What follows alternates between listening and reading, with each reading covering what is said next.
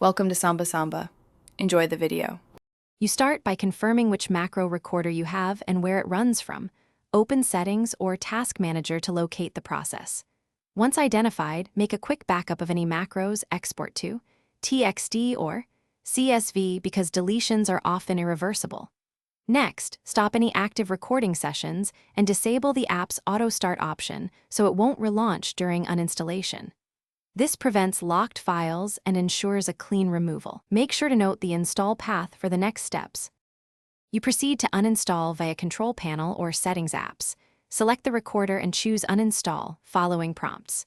Once the app is gone, navigate to Program Files and both app data folders, local and roaming, to remove leftover folders and config files. This removes hidden data.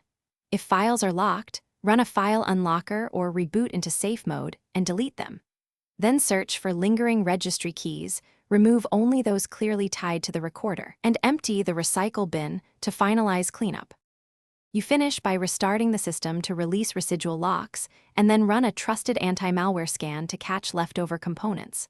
Once done, verify other automation tools still work. If a driver or dependency was removed, reinstall it to restore functionality. If the recorder caused registry changes, use a created system restore point or restore your backed up files to revert only necessary items. If problems persist, contact support or restore from backup. This preserves your work while preventing further system harm. Thanks for watching. Consider subscribing if we helped you.